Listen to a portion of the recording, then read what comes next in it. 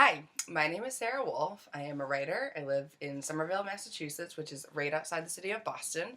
And I wanted to take some time today to tell you a little bit about what I do.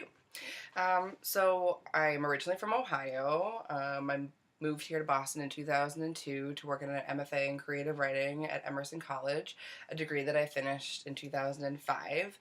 Um, Writing has always been something that has been really important to me and integral in my life from the time I was able to write. Even before then, I was a queen of the picture book and telling the story, and I tried to make it something a little bit different every time. And that's something that has really carried on throughout my entire life, and something that has always been important to me, to be creating, to be creative, and to fine tune the skills that kind of go along with all of that. So, what I want to talk to you today about specifically is a project that I just finished the first draft of, but I want to give you a little bit of background before we kind of get into all of that.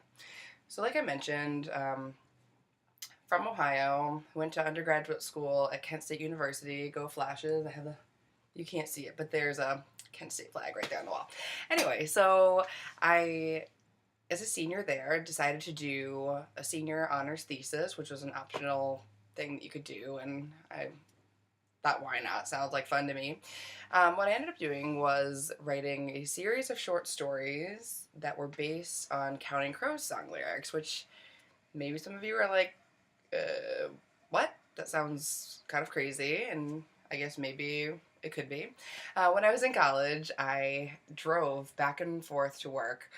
It was like a half an hour drive, and I used to listen to a lot of music on CDs. CDs, what am I saying? I had the CDs, but then I had to record them onto tapes because, it was like the late 90s, and that's what you did. And so I listened to a lot of Counting Crows because, like I mentioned, it was the late 90s, and that's what you did. And one of the things that really started to strike me about Counting Crows specifically was how narrative Adam Durritz's lyrics really were. And I started to imagine about the lives of these characters and, what their situations were and what these lyrics really meant. There's one song called Goodnight Elizabeth that I would listen to that song and I couldn't tell if Elizabeth was an old love who had just gone the way that sometimes love goes, or if she had actually died. I mean, the way that the lyrics were set up, it was not obvious. And I really got interested in that, and I would think about that while I was driving this half an hour to and from my job. And so I started to apply this kind of idea to a lot of other Counting Crows songs and came up with this idea that this seemed like a project that might be kind of cool. A little extra anecdote about that particular collection, which is called Black Ohio Skies. I have it right here in my hands. Ooh, isn't that fancy? Um, my thesis advisor for this particular book, our collection, is a gentleman named Bob King, who was on the teaching staff at Kent State University, and he was one of two fiction teachers, I guess, at Kent State when I was a student there. And I actually had never had him for class before, but I had heard great things about him, and so I actually went to his office hours one day, like knocked on his office door, and was like, "Hi, you don't know me, but I have this crazy idea that will probably sound insane to you. Like, do you want to like work with me on it? Because it sounds a little bit nuts to be like Counting Crows. Let's write stories about them." But I was very fortunate in that when I knocked on Bob King's door and I proposed this idea to him, he not only thought the idea was cool, he also told me that he had a really awesome bootleg of a Counting Crows concert with a really incredible rendition of Anna Begins on the recording, which was especially ironic because I had brought with me a folder of the one story I had written so far, and it was the story based on Anna Begins. So, I mean, we were synchronicity right from the beginning. So, that's what this collection is here. This was my undergraduate thesis. And then when I went to Emerson, I decided to take that story actually that was based on the Anna Begins story, or on the Anna Begins song, and I expanded it into a series of link stories that were about a group of high school students There's kind of a love triangle between like these two brothers and like the girl next door sort of idea, and there's one of the brothers ends up getting killed in a hit and run accident, and so the stories kind of involve all of their friend group and how this love triangle and also this death impacted the lives of these teenagers. Um, that is this one right here. It's called Neverland, Ohio. It says right in here, a novel. So this is a little bit of a cheat because I didn't actually write this book as a novel. But when I was doing my thesis defense, Richard Hoffman, who was my reader, he said to me, he's like, this is not a short story collection of Link's stories. Like, this is actually a novel. And the idea of writing a novel has always been super intimidating to me. So I was like, great. Richard Hoffman says it's a novel, so I'm going to put that in print and tell people that's what I did. So I guess technically you could say this was my first novel, but I didn't really. It's totally a cheat. And I would also like to mention that I do write some poetry. I do not by any stretch of the imagination consider myself to be a poet at all, but I do write lots and lots of poetry. And I do have 2 collections of poetry. There's this one called There Are Phases to These Things, and then there's also this one that is called aptly Poetry Collection number 2. I'm very creative, in case you have not picked up on that already. So anyway, I mentioned these because these are all books that I am self-published along the way, because I could, and I thought it was kind of a fun way to get my work out there, and it's just something that I believed in, and especially with Neverland, Ohio, which is the first of the books that I self-published, I was very and am very proud of that collection, or that novel. Sorry, I called it a collection, I meant a novel. And I tried for a long time to find an agent for it, and I kept getting the same response back. We love it, we love the writing, we don't know how to sell it. So I'm like, all right, well then I'll just publish it myself, and so that way I can distribute it however I like, and that's what I did. And you can check it out. You can go to my website. It's www.wolfstarpress.com. I will put that in the notes down here so you can check it out there as well. But yeah, check it out. I don't know, I'm very proud of it. You can check out all the other books I've shown there as well. So Emerson, as I mentioned, I got my degree from there in 2005, and then after that I was, like free from academia for pretty much the first time in my entire life, because I had gone straight from undergrad through to grad school, and here I was living in this amazing city, and I started making a lot of friends, and with musicians and scientists and just all kinds of really interesting and amazing people, which is great. But what happened was, over the years, I found myself writing less and less and less and less. And there was one particular moment in my life, right, probably near the end of 2010, that I was having kind of a rough time personally, and I really realized how much I missed having writing in my life, and that I wasn't doing it enough, and I really felt like the need to get back into that and to refocus and make sure that I was still working on that craft. So what I did was I did something that I promised myself I would never do, which is I created a New Year's resolution. I think New Year's resolutions as a general concept are like pretty lame, kind of along the lines of like dieting. Like I don't believe in that either. It's like you eat a certain way, you can't just like cut out sugar for a month and then go back to what you're doing. That's idiotic. But anyway, so I always have kind of felt New Year's resolutions were very similar kinds of things, that if there are things that you wanted to be doing anyway, then why wouldn't you just be, doing them? And why does January 1st have to be the day that you start such things? But in 2011, I rethought all of that and decided that I was going to give myself a goal, and that was to write every single day in 2011. So I created a blog so that I could post these things online, so that I could, prove to myself or to whoever that, or at least have a record, an easy to access record of what I was writing every day. And the response was really interesting because, as I mentioned, I was posting these things on Facebook, and people liked it. Like they were kind of into it, and people were telling me all the time that it was inspiring them to get back into whatever their craft was, or that they enjoyed reading what I had to write. And so I kind of got like a little bit of a following with my friends, which I thought was really cool and it was very flattering. So I decided that I wanted to keep that tradition going by doing something else the next year. So in 2012, I wrote another blog. This one had a more specific theme. I decided that I wanted to like really challenge myself, and I really wanted to focus on fiction, because fiction, as I mentioned, is the craft that I work at, and that I want to be a fiction writer, so that's what's important to me. So I thought to myself, like, why don't you write a short story every day?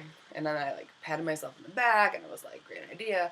And then like 14 seconds later, I'm like, you're an idiot. How are you ever going to make that happen? That's a lot of short stories. And it happened to be a leap year, so that's 366 short stories. I mean, I'm prolific, but like that's crazy for anyone. So what I decided to do was make it audience participation, and I had my friends and family and Facebook friends and that kind of community give me first lines, so I could take these first lines and then use them as a prompt almost to write a short story. So that's what I did every single day in 2012, and it was exhausting and exhilarating and amazing all at the same time. And I have this collection here. It's called Sobriety and 49 Other Fine Stories. This is what I guess I consider to be the 50 best of those 366 stories. So this book is also available if you visit my website.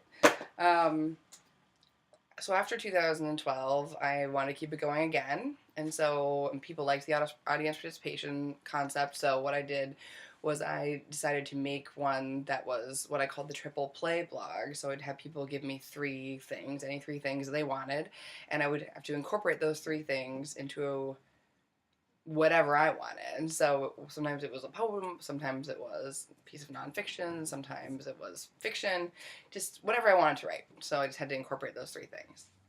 So that blog was really a lot of fun as well.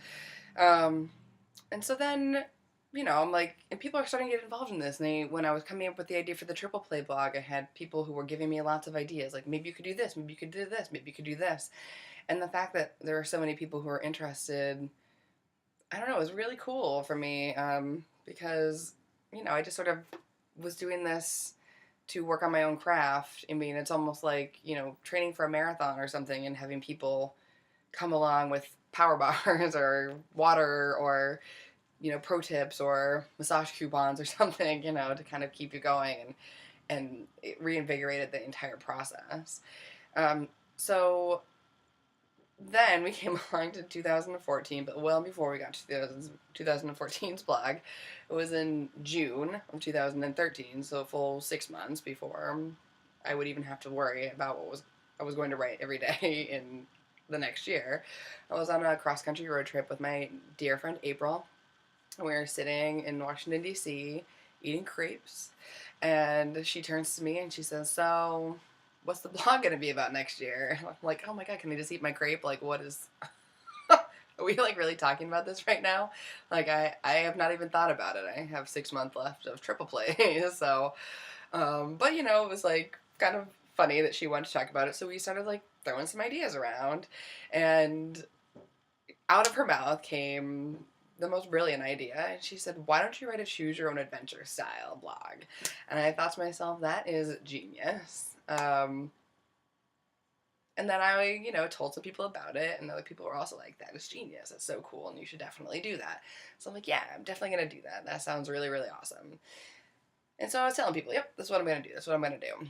And so then we're getting towards the end of 2013, and I'm starting to think to myself, like, what have I committed myself to? Like, how am I going to do this? Like, this is like signing up for... a double marathon or something. It's like a lot. How am I, but I don't, okay. So, a couple of things helped me get started. It was in December. I mean, this is like 2 weeks before the start of this blog.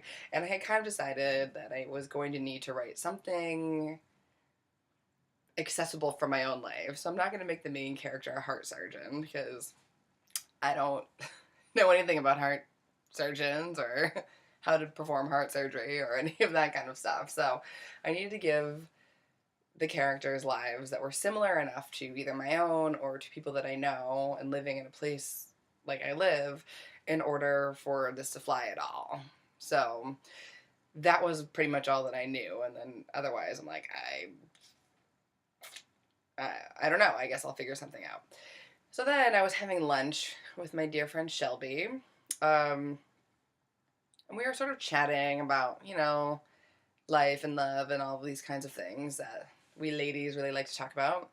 And Shelby went on this whole kind of tangent about how it would be sort of funny if there was like a website, like an OkCupid or a Match.com or something that was designed for the friends of single people, like almost matchmakery, where so like Shelby could like create a profile to like try to find somebody for me who, I'm single. So she's like, that would be kind of funny. We can kind of vet people and then we could know if we would like them or not like them, and we would have an idea of like what you would like, and then so we could kind of filter through people and then send them to you.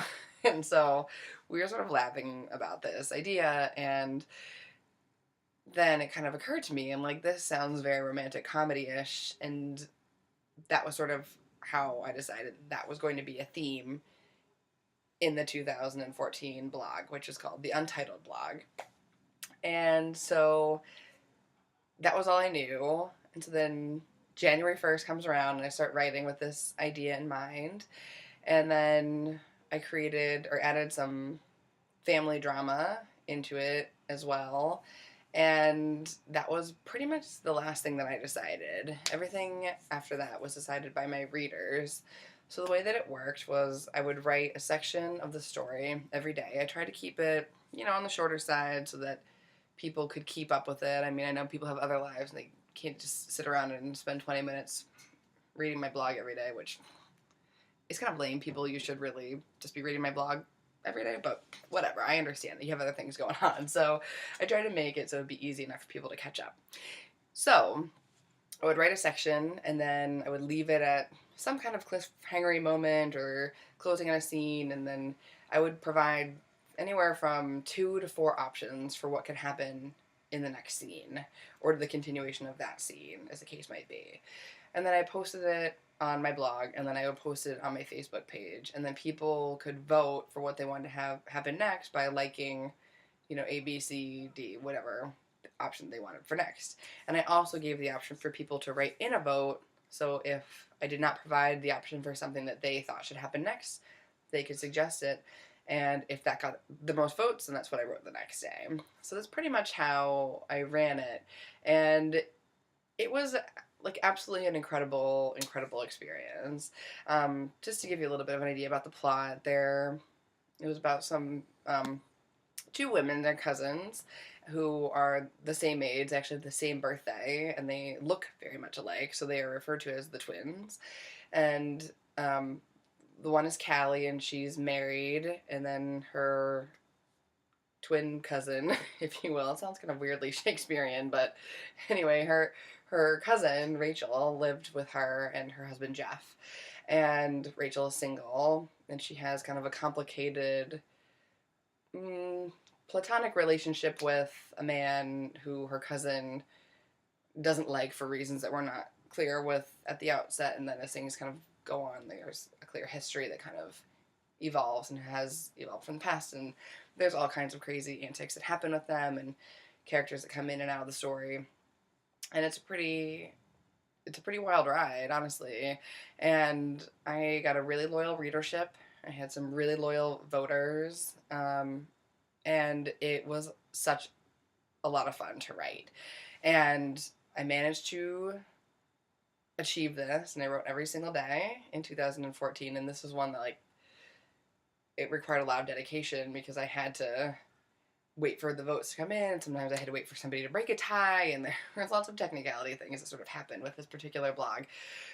But it was awesome, and it was easily the most audience participation, I think, because people got really invested in the story, and they really wanted to know, like, what was going to happen next, and people would come up and talk to me about it all the time, like, whether they were voting or not, and it was just so cool. So I actually just It is, we're January 9th, 2015 now, so we're done with this blog. So here it is, Read It and Weep. This is the, as I call it, the director's cut of the Untitled blog. I'm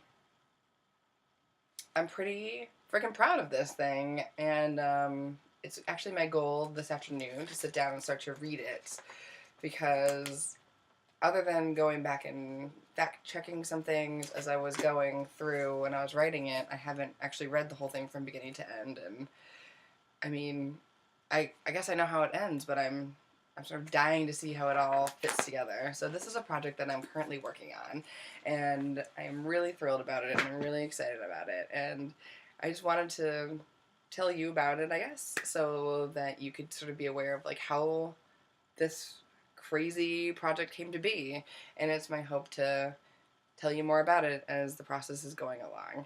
So yeah, I mean, that's pretty much it. If you have questions or anything, please leave them as comments.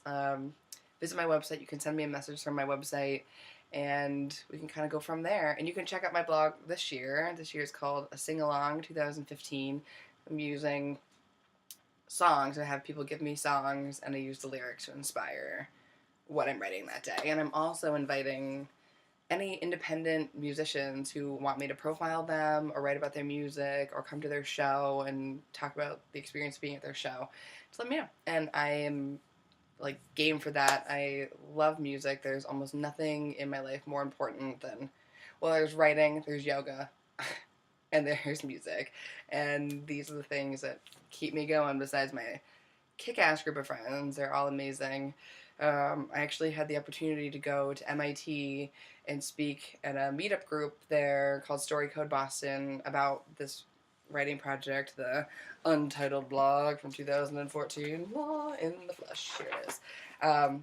And a bunch of my friends came out to support me with that, and that really meant a lot to me, and it was very cool. So this is sort of the PS to that. So if you couldn't make it to the Story Code Boston event, this is more or less what I talked about, but then I took a bunch of questions and all other kinds of fun stuff. So if you don't want to miss out on the questions and answers section, then you'll have to get in touch with me personally, and I'm happy to answer any questions that you have. And there's like weird sun things happening through the window. Sunny, I guess. Anyway, thanks for watching, and stay tuned, and I hope that you'll keep reading. And happy 2015.